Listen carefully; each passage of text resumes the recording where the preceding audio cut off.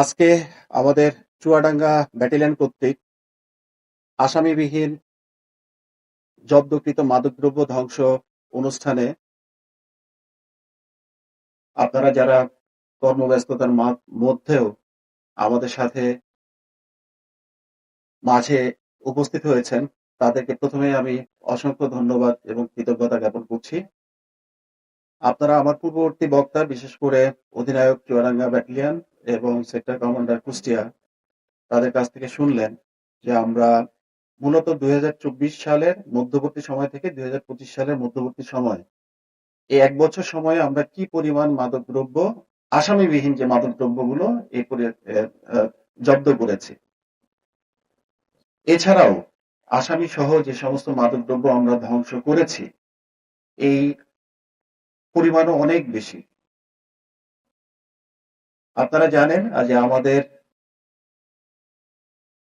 দক্ষিণ পশ্চিম রিজিয়ন অর্থাৎ যশোর রিজিয়ন, আমরা ৬০০ কিলোমিটার সীমান্ত দায়িত্বে নিয়োজিত এবং আমার ২টা সেক্টরের অন্তর্গত আরো ৭টি ব্যাটালিয়ন আছে। শুধু একটা ব্যাটালিয়ন কর্তৃক শুধুমাত্র আসামিবিহীন জব্দকৃত মাদকদ্রব্য থেকেই একটা ধারণা আপনারা পোষণ করতে পারেন যে কি পরিমাণ মাদক আমরা প্রতি বছর আটক করে থাকি। শুধু বিজিবিই নয়, আমাদের সাথে অন্যান্য সংস্থাও, সংশ্লিষ্ট সংস্থা, তারাও এই মাদকদ্রব্য আটকের ক্ষেত্রে ভূমিকা পালন করে থাকেন। এছাড়াও শুধু আটক নয়, আটকের সাথে আরো অনেক কিছু সংশ্লিষ্ট থাকে, যেমন মামলা করতে হয়, জিডি করতে হয়, এগুলো লিগ্যাল প্রসিডিউর গুলো। এর সাথে এখানে উপস্থিত যারা আছেন সব সংস্থায় সংশ্লিষ্ট, প্রত্যক্ষ এবং পরোক্ষভাবে। অর্থাৎ আমাদের এই প্রচেষ্টা অ্যাকচুয়ালি একটা ইন্টিগ্রেটেড, কনসার্টেড, অথবা আমি যদি বলি সমন্বিত একটা প্রচেষ্টা।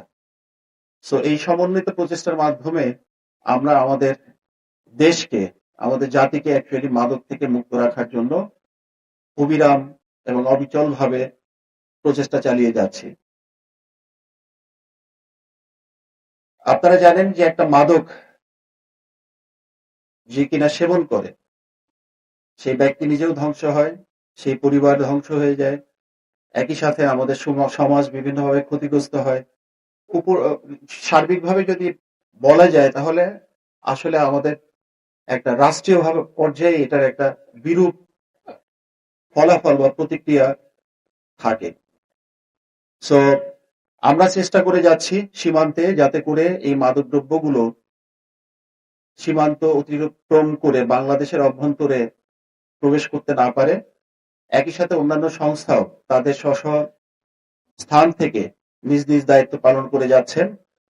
আমি আশা করব ইনশাআল্লাহ ভবিষ্যতে আমাদের এই অভিযানগুলো আরো বেশি বেগবান হবে এবং আমরা এই মাদকের ক্ষতিকর প্রভাব থেকে আমাদের সমাজ তথা জাতিকে রক্ষা করার জন্য আরো বেশি ভূমিকা পালন করব ইনশাআল্লাহ।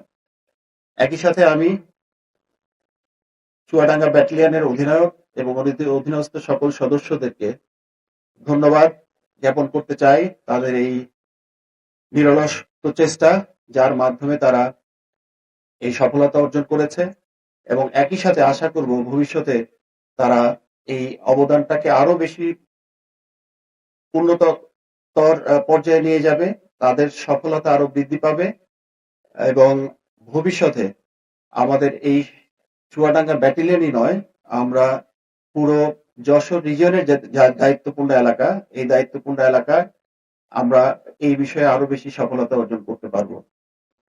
পরিশেষে আমি আবারও আমাদের এই অনুষ্ঠানে আমাদের সাথে থাকার জন্য, উপস্থিত হওয়ার জন্য, অনেক কর্মব্যস্ততার মধ্যেও যারা এসছেন, বিভিন্ন সংস্থার কর্মকর্তা বৃন্দ এবং বিশেষ করে সাংবাদিক বৃন্দ, তাদেরকে আমার আন্তরিক ধন্যবাদ এবং কৃতজ্ঞতা জ্ঞাপন করে শেষ করছি।